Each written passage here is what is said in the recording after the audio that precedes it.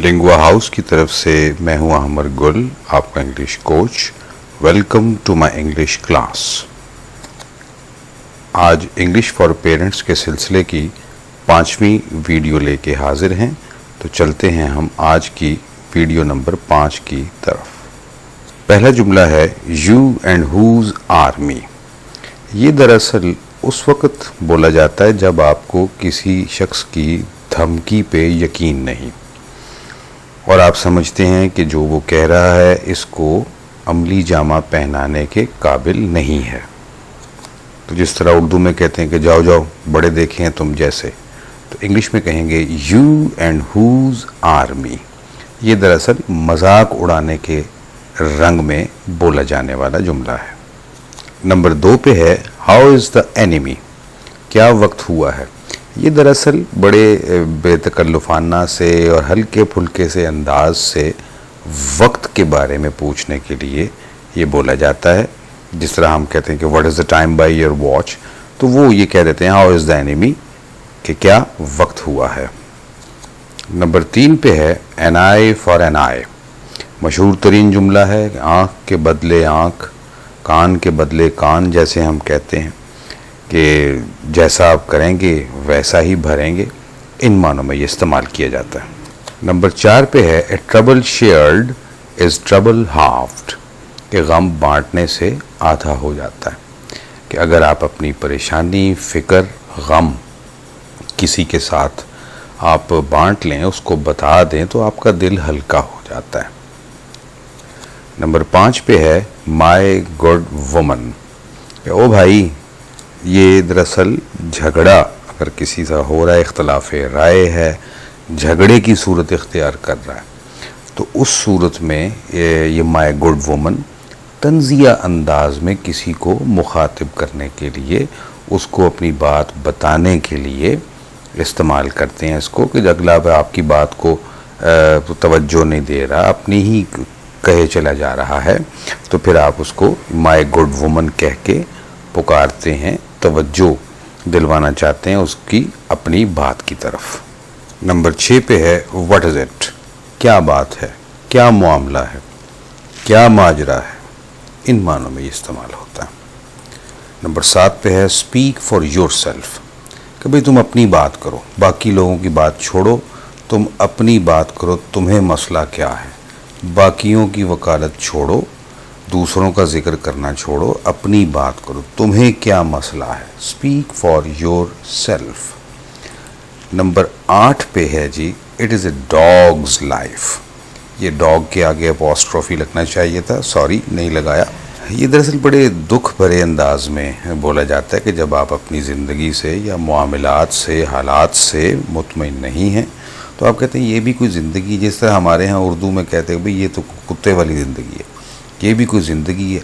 कि जब आपको चारों तरफ अपना आप परेशानियों में घिरा हुआ नज़र आ रहा हो, तो ऐसा जुमला बोलते हैं it is dogs life. Number 9 पे है जी ले ऑफ। ये किसी को कहना कि मुझे तंग ना करो, और ये आप दरअसल एक वार्निंग के से अंदाज से बोलते हैं ले ऑफ, कि अगर तुम मुझे तंग करने से बाज ना आए तो तुम्हें फिर संगीन नताइज का सामना करना पड़ेगा।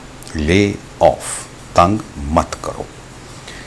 फिर है जी ले इट ऑन, मुबालगा करने के मानों में इस्तेमाल होता है ये, कि जैसे कहते हैं भाई अब ये मामले को तुम कुछ ज़्यादा ही बढ़ा चढ़ा के पेश कर रहे हो, you are laying it on, इतनी भी बात नहीं है, तुम राई का पहाड़ बना रहे हो, छोटी सी बात को आसमान पे ले जा रहे हो, ज़र्रे को आफताब कर रहे हो। इन मानों में इस्तेमाल करते हैं ले इट ऑन, मुबालगा करना। नंबर 11 पे है गॉड्स ऑनर, खुदा की कसम। ये दरअसल जैसे हम कहते हैं ईमान से कसम खुदा की कसम, इन मानों में ये इस्तेमाल करते हैं कि आप अपनी बात में यकीन पैदा करना चाह रहे हैं दूसरे के लिए और कसम उठा रहे हैं, तो उसके लिए गॉड्स ऑनर, और आगे जो भी बात आप कहना चाह रहे हैं वो कहेंगे। नंबर 12 पे है लाइक हेल, मतलब बेतहाशा, बहुत ज़्यादा। किसी भी मामले को आप उसकी शिद्दत पे ले जाके बयान कर रहे हैं। लाइक हेल, जैसे कहते हैं he ran like hell to save his life, कि वो अपनी ज़िंदगी बचाने के लिए बेतहाशा, मतलब کہ सरपट भागा, इन मानों में आएगा। लाइक हेल, बेतहाशा, किसी भी मामले की इंटेंसिटी को इंतहा पे ले जाके बताने के लिए इस्तेमाल होता है। नंबर 13 पे है फेयर इज़ फेयर, भी जो बात दुरुस्त है वो दुरुस्त है। ये उस वक़्त कहते हैं कि जब आप हक सच की बात कर रहे हैं और चाहे कोई बात आपके ख़िलाफ़ भी जा रही हो तो आप ये कहते हैं कि भाई फेयर इज़ फेयर, जो बात दुरुस्त है वो दुरुस्त है, चाहे वो हमारे ख़िलाफ़ ही जा रही है तो आप उसे कहते हैं कि फेयर इज़ फेयर। नंबर 14 पे है जस्ट यू डू दैट, कि तुम ज़रा ये मुझे करके तो दिखाओ। ये दरअसल धमकी आमेज़ लहजे में बोला जाता है। ये छोटों के साथ भी बोल सकते हैं, बड़ों के साथ भी बोल सकते हैं। मसलन आपने किसी को, बच्चे को मना किया भी तुमने बाहर नहीं जाना, वो ज़िद कर रहा है कि मैंने जाना है, तो आप कहते हैं जस्ट यू डू दैट, तुम ज़रा जाके तो मुझे दिखाओ, करके तो दिखाओ, फिर देखो मैं तुम्हारा क्या हाल करता हूँ। इन मानों में ये आता है। फिर है जी नंबर 15 पे गेट ऑफ माई बैक, मेरा पीछा छोड़ो, मेरी जान छोड़ दो, इन मानों में इस्तेमाल होता है।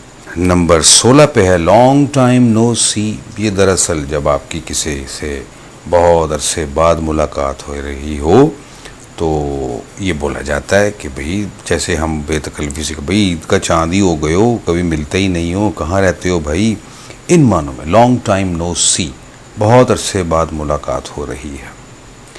नंबर 17 पे है do not strain your self, किसी को कहना कभी कभी आराम भी कर लिया करो। यार हर वक्त काम ही काम में लगे रहते हो, कभी आराम भी कर लिया करो, बंदे को आराम भी करना चाहिए।